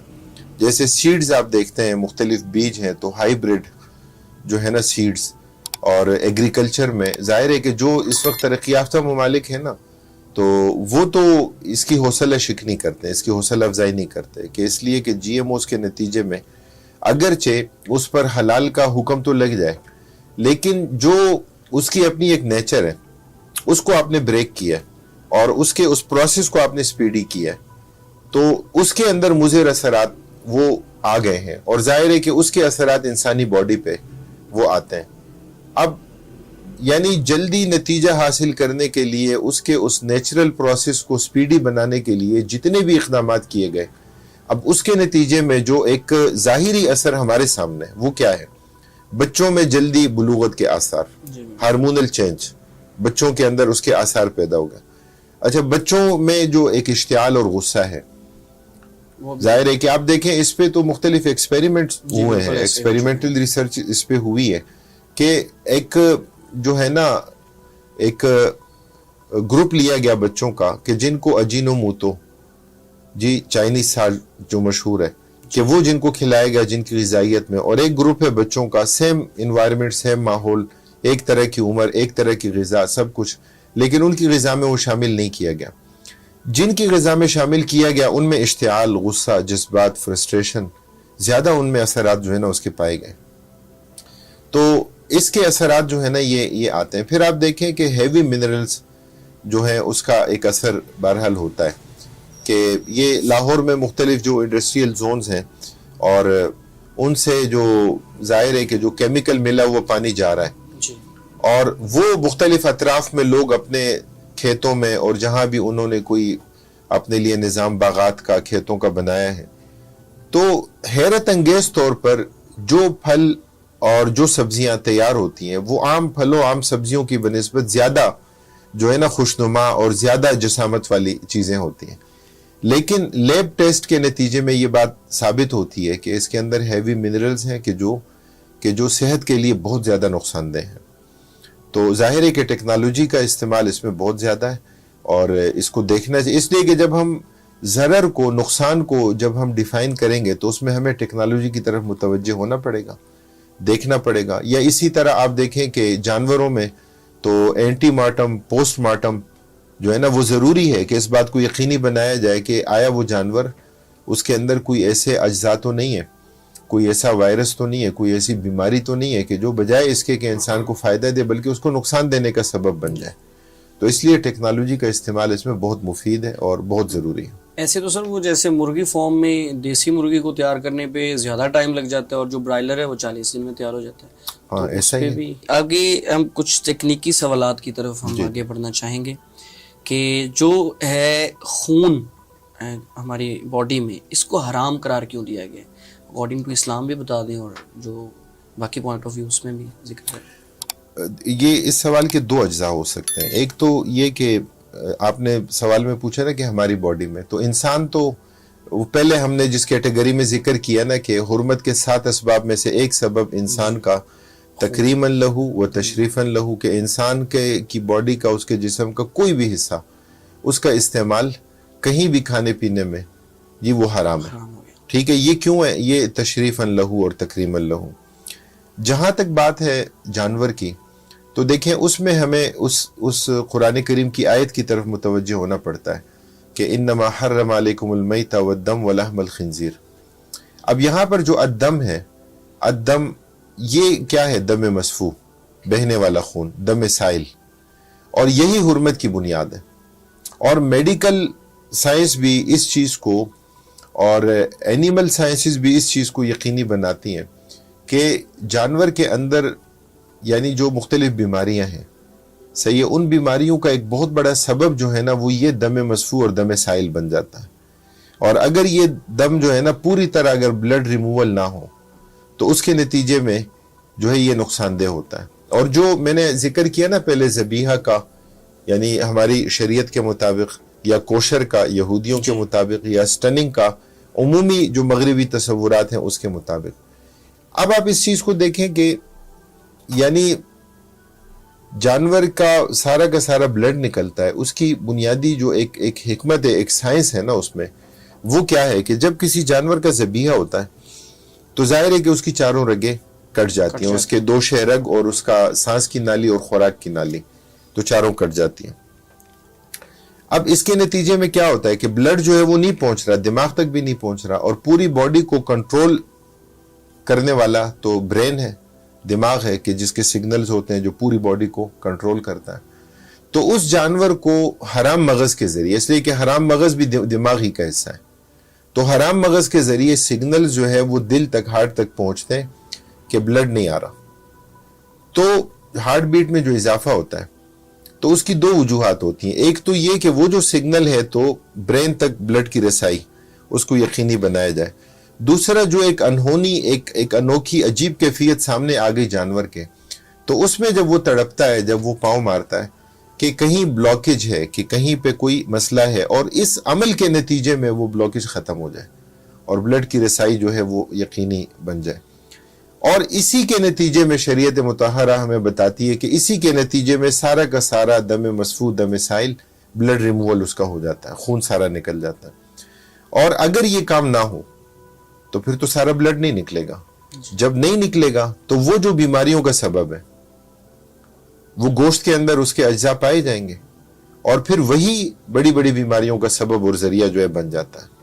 تو اس لیے ہم شریعت کے احکام پر عمل کرتے ہیں صرف کسی حکمت کی بنیاد پہ نہیں. حکمت کا پتہ بعد میں چلتا ہے, یا نہ بھی چلے, ہم کہتے ہیں یہ منصوص ہے, یہ شریعت کا حکم ہے, ہم اس کو مانتے ہیں, نص کی بنیاد پہ مانتے ہیں. اچھا سر, مشین کے ذریعے جو ذبیحہ ہے, اس کے شرعی اور فقہی تقاضے جو ہیں وہ ذکر کیجیے گا. دیکھیں جو مشینی ذبیحہ کا کانسیپٹ ہے نا, اس کو اگر ہم سمجھیں, اگر تو اس کا کانسیپٹ یہ ہو کہ کسی سلاٹر مین کے بغیر, ٹھیک ہے, کہ کٹر موجود ہیں, اور برڈز کی صورت میں بھی اور بڑے جانوروں کی صورت میں بھی, کہ یہ ہو رہا ہے کہ جانور آ رہا ہے اور اس کی چین چل رہی ہے, اور وہ آٹومیٹیکلی وہ اس کو جو ہے نا آٹو ایک نظام کے تحت اس کو سلاٹر کیا جا رہا ہے. یہ غالباً حج کے موقع پر اونٹ جو ذبح کیے جاتے ہیں سعودی عربیہ میں, وہاں بھی شاید مشین ہی استعمال ہوتی ہے. نہیں, مشین اس میں استعمال نہیں ہوتی. مشینی میں بتاتا ہوں اس کی تفصیل کیا ہے. خواہ کوئی ٹیپ ریکارڈ چلا دے, جو بھی کرے, لیکن اگر اس میں ہیومن اس میں انوالو نہیں ہے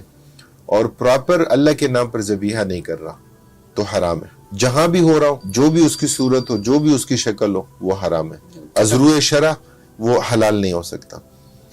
دوسرا یہ ہے کہ مشین سے مدد لی جائے. مشینی ذبیحہ نہیں ہے, لیکن مشین سے مدد یہ لی کہ جانور کو آپ دیکھتے ہیں قربانی کے موسم میں, یعنی جو لوگ پراپر قربانی نہیں بھی کر سکتے, کئی جگہوں پہ جانور بدک جاتے ہیں, نقصان بھی ہو جاتا ہے, اور وہ بھاگ جاتے ہیں, کچھ ہو جاتا ہے. بعض جگہوں پہ فائر کرتے ہیں لوگ, انوکھے نئے تجربے کرتے ہیں. اچھا, اب ہوتا ہے کیا سلاٹر ہاؤسز میں کہ اس کے لیے باقاعدہ ایک پلیٹ فارم بنایا, اس کے لیے ایک کیچر بنایا, اور اس کو لا کر پراپر ایک طریقے سے, اور اس میں صرف ایک سلاٹر مین انوالو ہے کہ اس کے سامنے اس جانور کی گردن آ گئی ہے, اور وہ اس جانور کی 4 رگوں کو کاٹتا ہے قبلہ رخ ہو کر, بسم اللہ اللہ اکبر پڑھ کر.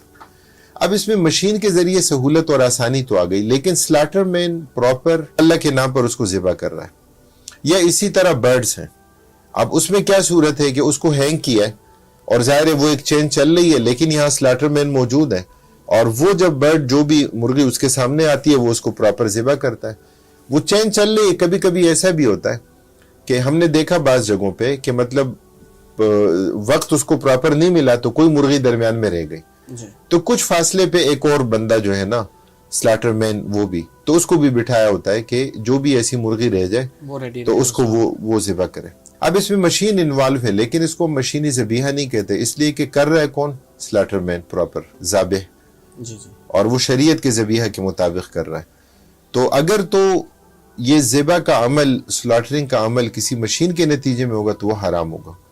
اور باقی اگر آپ کوئی معاون ٹیکنالوجی لے لیتے ہیں, سہولت لے لیتے ہیں, لیکن ذابح اپنی جگہ موجود ہے تو وہ حلال ہے. یعنی آپ یہ کہیں کہ according to your point of view کہ مشینی ہیومن انوالومنٹ ضروری ہے. ہاں وہ ضروری ہے, وہ ضروری ہوگی اس میں. ٹھیک ہو گیا.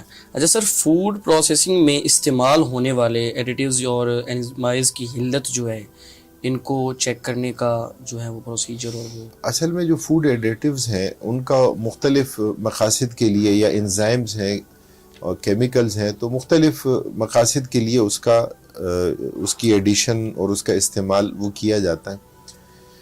بنیادی چیز یہ ہوگی کہ جو بھی چیز استعمال ہو رہی ہے, اگر حرمت کے اسباب میں سے کوئی ایک سبب اس کی طرف متوجہ ہو رہا ہے تو اس پر تو حرمت کا یقینی حکم لگایا جائے گا. جیسے کہ ہم نے شروع میں 7 اسباب ذکر کر دیے, ان میں سے کوئی بھی سبب اگر متوجہ ہوگا تو اس پر حکم جو ہے نا ہم حلال کا نہیں لگائیں گے.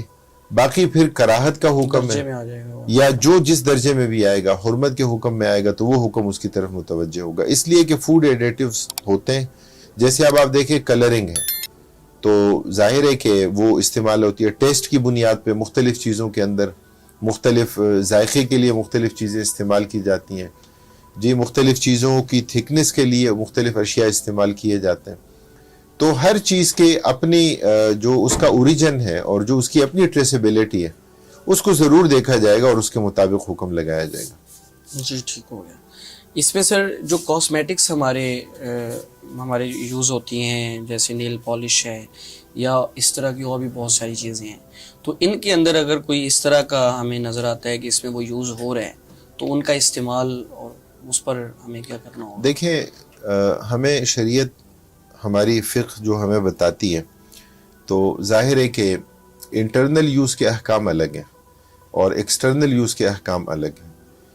جیسے آپ دیکھیں کہ آپ صلی اللہ علیہ وسلم کے زمانے میں جانور جب ذبح ہوتے تھے اور ان کی کھال جو ہوتی تھی تو دباغت کر کے, دباغت کا طریقہ ہوتا تھا تشمیس کا, سورج کی اس میں دھوپ میں حدت میں اس کو رکھنے کا, اور تملیح کا طریقہ ہوتا تھا نمک لگانے کا. بنیادی مقصد تو یہی ہوتا تھا نا کہ کھال کے ساتھ جو بھی گوشت یا چربی کے جو اجزاء لگے ہوئے ہیں ان کو ختم کر دیا جائے, اس کھال کو خشک کر دیا جائے, اس کے بال جو ہے تو ان کو بھی ختم کر دیا جائے, اور اس کے نتیجے میں یعنی اس کو اس قابل بنایا جائے کہ اس سے اس زمانے میں لوگ مشکیزہ بناتے تھے, اس زمانے میں اس سے لوگ ڈول بناتے تھے, اس کو بچھانے کے لیے استعمال کرتے تھے. اور اب پھر بعد کے ادوار میں کیا ہوا کہ لیدر کی جو مصنوعات ہیں, جتنی پروڈکٹس ہیں, تو ان میں استعمال ہونے لگا. اب پھر جو سینتھیٹک لیدر آ گیا اور مصنوعی طریقوں سے چیزیں آ گئی تو اس کا یوز پھر کم ہو گیا. دیکھیں اب یہی کھال ہے کہ دباغت کے بعد اس کا حکم ہے, لیکن آپ دیکھیں نبی کریم صلی اللہ علیہ وسلم نے دیکھا کہ ایک بکری مر گئی. آپ صلی اللہ علیہ وسلم گزرے وہاں سے تو آپ نے پوچھا کہ حل انتفعتم بإحابها, فرمایا کہ اس کی کھال سے فائدہ کیوں نہیں اٹھایا تم نے؟ تو صحابہ کرام رضوان اللہ علیہ مجمعین نے فرمایا کہ انہا میتہ, کہ یہ تو مردار ہے. تو آپ صلی اللہ علیہ وسلم نے فرمایا کہ اس کی دباغت اس کی کھال کو پاک کر دے گی. اب یہ جو حکم تھا دباغت کے ذریعے اس کی کھال کے پاک ہونے کا, وہ اس کا ایکسٹرنل یوز تھا کہ خارجی استعمال جائز ہو جائے گا. لیکن اب اگر اس وقت انڈسٹری جو ہے وہ کھالوں سے جیلیٹن بنا رہی ہے, جانوروں کی ہڈیوں سے اور جانوروں کی کھالوں سے, اور کاسمیٹکس میں اس کا استعمال اس میں بھی ہوتا ہے, کھانے پینے کی چیزوں میں بھی ہوتا ہے. تو ظاہر ہے کہ اس چیز کو ضرور دیکھا جائے گا کہ جو جیلیٹن بن رہی ہے کہ کیا اس کا داخلی استعمال ہے کھانے پینے میں. جیسے کیپسول بنتے ہیں تو کیپسول عموماً چاول کے چھلکے سے یا زیادہ تر جیلیٹن سے بنتے ہیں. یا کھانے پینے کی اور مختلف 500 سے زائد چیزوں میں جیلاٹین کا یوز ہوتا ہے، یا پھر اس کا استعمال جو ہے وہ خارجی ہے، جیسے کاسمیٹکس ہیں. اب کاسمیٹک ظاہر کھانے پینے کی چیز نہیں ہے، بلکہ وہ بناؤ سنگار کے لیے، بیوٹیفیکیشن کے لیے، تجمیل کے لیے اس کا استعمال ہے. لیکن اولا یہی ہے، بہتر یہی ہے، آئیڈیل یہی ہے کہ اس میں بھی اس چیز کو یقینی بنایا جائے، اس چیز کو دیکھا جائے کہ کہیں ایسا نہ ہو کہ یعنی اس کا اوریجن کوئی حرام جانور ہو، یا کوئی ایسا جانور ہو کہ جو پراپر سلیٹرڈ نہیں ہے اور اس سے جیلاٹین بنی، اور وہ جیلاٹین جو ہے وہ کاسمیٹکس میں استعمال ہو رہی ہے، وہ لپسٹک میں استعمال ہو رہی ہے. تو کیا کوئی عورت بھی جی اس بات کو کیا سمجھے گی کہ بھئی گدھے کی ہڈی اور وہ اپنے ہونٹوں پہ لگائے؟ ٹھیک ہے، پروسیسنگ کا نتیجہ ہے اور اس کو پراپر جو ہے نا جیلاٹین اس کی بن گئی ہے. تو اس لیے بہتر تو یہی ہے کہ انٹرنل یوز ہو یا ایکسٹرنل یوز ہو، دونوں میں اس چیز کو یقینی بنایا جائے. لیکن اگر کہیں جو ہے وہ داخلی استعمال میں نہیں اور خارجی استعمال میں کسی نے اس کو استعمال کر لیا تو اس کا حکم اتنا سخت پھر نہیں ہے کہ جتنا اس کے کھانے کا حکم تھا یا اس کے انٹرنل یوز کا تھا. سر مزاح کے طور پر عورت کو گھر میں یہ چیز سمجھانا یہ آسان مارکا ہے یا بہت مشکل مارکا ہے؟ نہیں، سمجھانے کی کوئی ذمہ داری تو آپ پہ نہیں ہے نا. مطلب آپ کہیں کہ یہ ایک نظام ہے دنیا کا، آپ کہیں کہ میں نے نہیں کیا. چلیے سر، یہ اب کچھ کوسچنز ایسے ہیں کہ جو آپ کے پرسنل سوالات کے زمرے میں آ جاتے ہیں کہ آپ کو آج تک حلال سرٹیفکیٹ پرووائڈ کرنے کے لیے کوئی پریشر آیا ہو آج تک، یا آپ کو کوئی آفر کی گئی ہو، تو اس پہ آپ کا امپریشن کیا ہوگا، یا ہوا ہو پہلے تو کیا تھا؟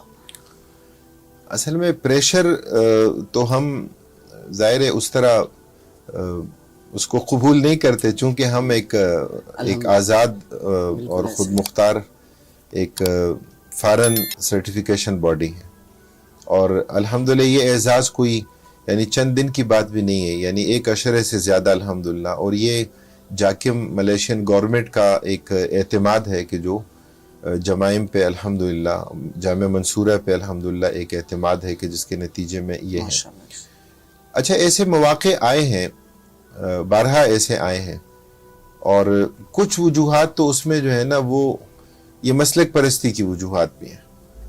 صحیح ہے، جیسے ایک بہت بڑا ایشو تھا E120 کا. E120 اصل میں کوچینیل کارمائن، ٹھیک ہے، ایک چھوٹا سا سرخ رنگ کا کیڑا.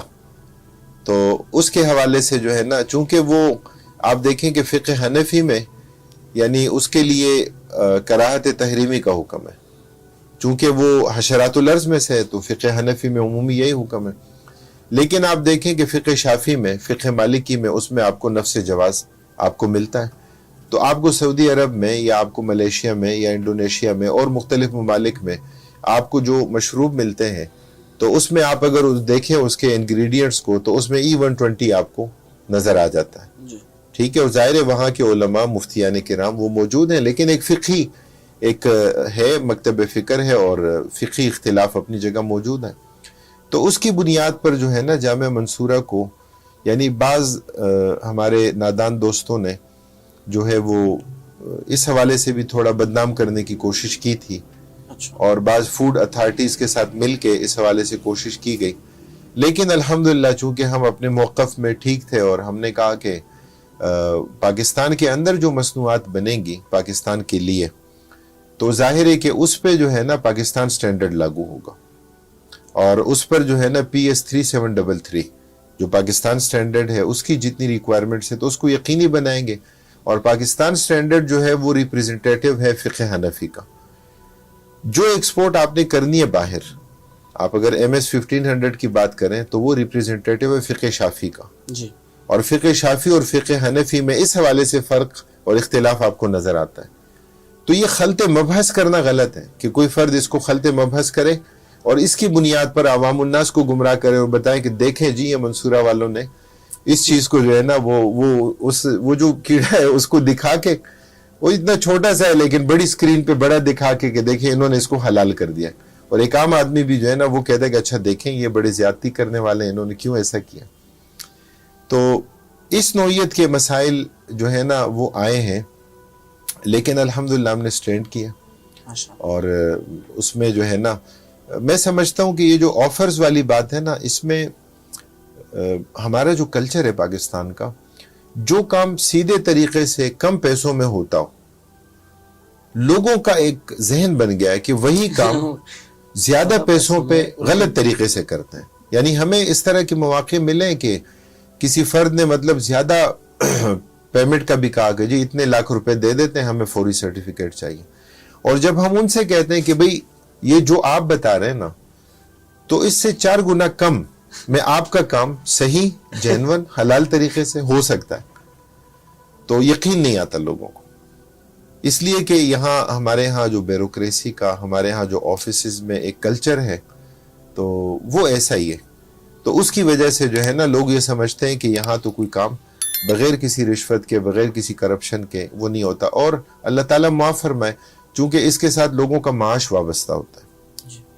لوگوں کا، میں یعنی اس موقع پہ یہ اگر کہوں نا کہ جو حلال سی بیز ہیں، ان کو بھی اپنا کردار اس حوالے سے بہتر بنانے کی ضرورت ہے. اس لیے کہ انڈسٹری کے لوگ، اگر ان کا کنٹینر پھنسا ہوا ہے، شپمنٹ ان کی پھنسی ہوئی ہے، ظاہر ہے کہ وہ تو کروڑوں کا ان کا مال ہے. ظاہر ہے کہ اگر میں ان سے کوئی ڈیمانڈ کروں گا بھی نا، تو وہ تو میری ڈیمانڈ کو پورا کریں گے، دل میں وہ مجھے کتنے برا بھلا کیوں نہ کریں، لیکن میری اس ڈیمانڈ کو کیا کریں گے، وہ اس کو پورا کریں گے.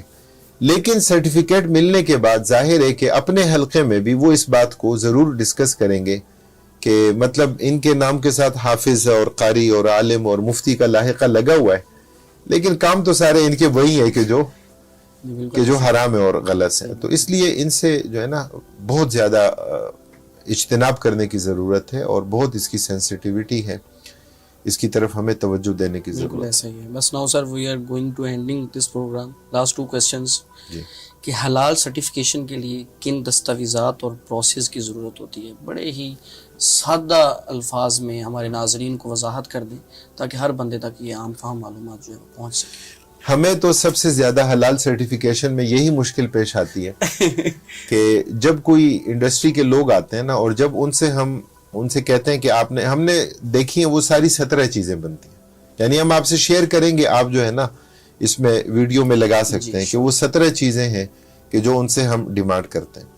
اب آپ نے ایک چیز دیکھی ہوگی کہ جب آپ کہیں کسی بینک میں جاتے ہیں نا اکاؤنٹ کھولنے کے لیے، تو پورا ایک پلندہ ہوتا ہے، لیکن بینک والے اپنی آسانی کے پیش نظر، آپ کی آسانی پتہ نہیں ہو پیش نظر نہ ہو، لیکن اپنی آسانی کے پیش نظر کہ آپ کو ساری چیزیں کیسے بتائیں گے اور کیسے جو ہے نا کریں گے، تو وہ آپ کو صرف کہتے ہیں کہ سر یہاں سائن کر دیں، یہاں کر دیں، پھر آگے الٹتے سر یہاں سائن کر دیں، یہاں کر دیں. اندر کیا لکھا ہے نہ آپ کو پتہ نہ آپ کے فرشتوں کو پتہ ہے، لیکن کہ اندر کیا لکھا ہے. اچھا، ہمارے لیے بڑا مشکل مرحلہ ہے، ہم ایسا نہیں کر سکتے، چونکہ جو حلال سرٹیفکیشن ہے نا وہ اس کے پورے پروسیس میں انوالو ہے. اور مطلب آپ دیکھیں کہ شروع میں بالکل آغاز میں ہم کیا کرتے ہیں کہ کلائنٹ سروس ایگریمنٹ، کہ جو بھی کلائنٹ ہے آپ کا حلال سرٹیفکیشن لینے کے لیے، تو اس کے ساتھ آپ ایگریمنٹ کرتے ہیں، اور یہ کہ آپ جو آڈٹ کر رہے ہیں اور جو ڈاکومنٹس انہیں دیے ہیں وہ ڈاکومنٹس ٹھیک ہیں، اس کی بنیاد پہ آپ 1 سال کے لیے ان کو سرٹیفکیٹ جاری کرتے ہیں.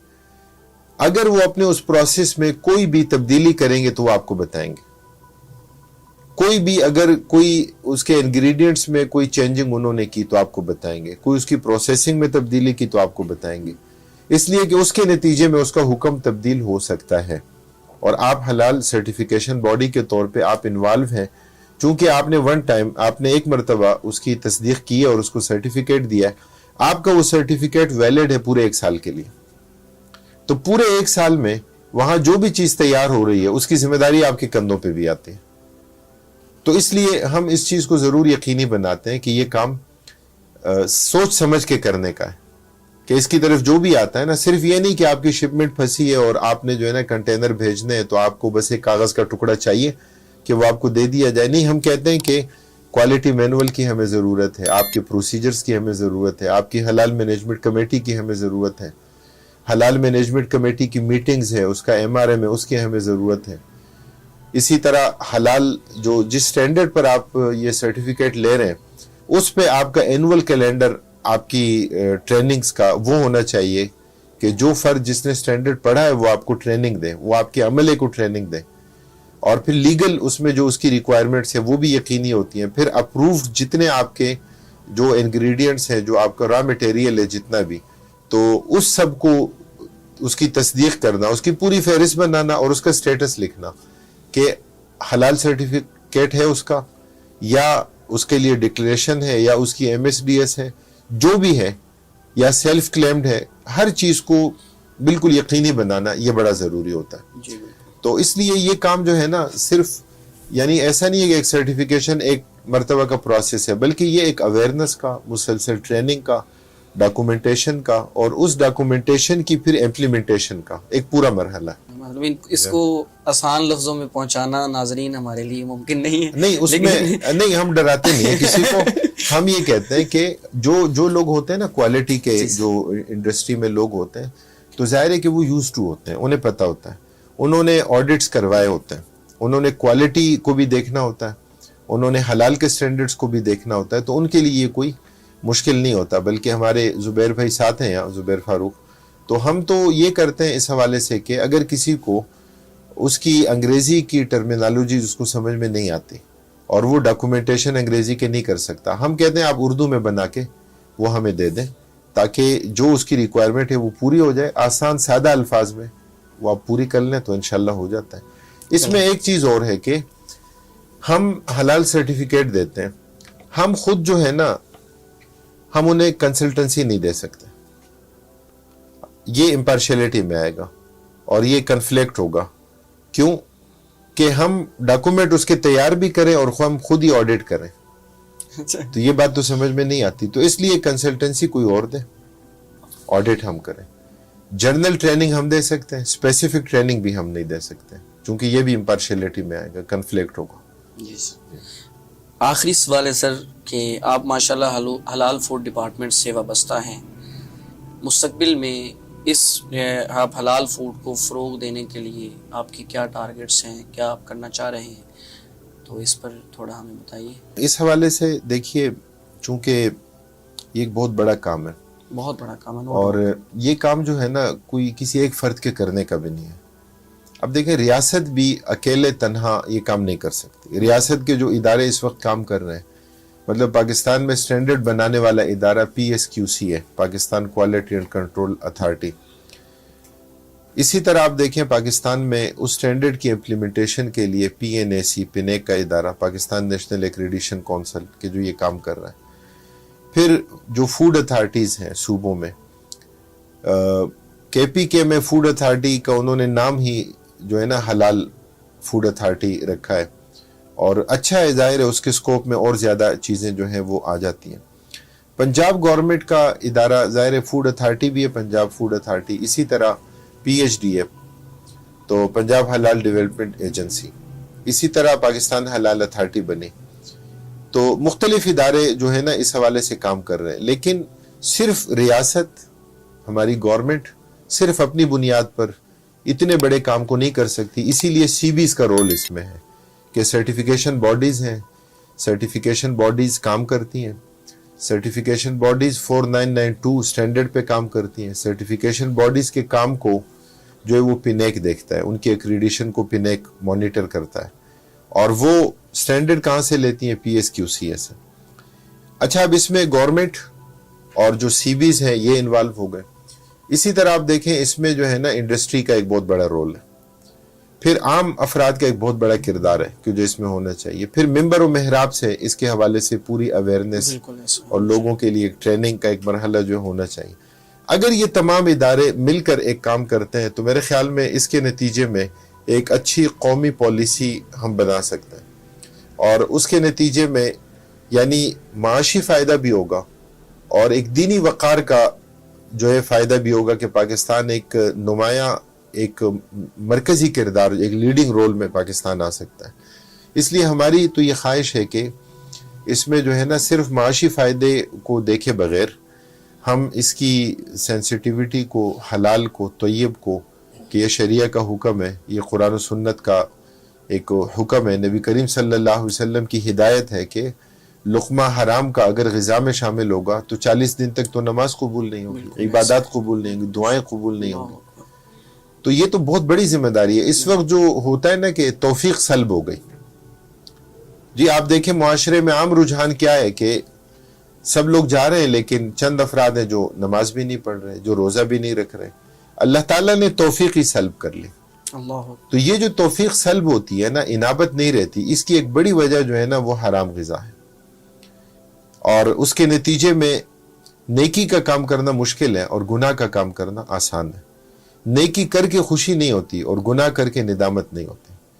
तो इसकी दीनी अहमियत भी अपनी जगह है, इसकी रियासती सतह पर अहमियत भी है, और जो हमारा एक किरदार होना चाहिए, तो हम ये समझते हैं कि अगर मिलजुल के तमाम अफराद और इदारे अपना किरदार अदा करेंगे तो इंशाअल्लाह बहुत बेहतर अंदाज में इसको हम आगे लेके चल सकते हैं। चलिए सर, आपका बहुत बहुत शुक्रिया। आई एम वेरी ग्रेटफुल कि आप आज तशरीफ़ लाए और इतनी अहम बातें आपने हमारे पॉडकास्ट में शाऊर की सूरत में लोगों तक पहुंचाने के लिए आपने टाइम दिया। अल्लाह पाक आपको सलामत रखे, आपके इस मिशन में अल्लाह पाक आपका मुआवन व मददगार हो और आप इस मिशन में माशाल्लाह और आगे बढ़ें। जी, तो मुअज़्ज़ज़ ख़वातीन व हज़रात, उम्मीद है कि आज का पॉडकास्ट आपको पसंद आया होगा।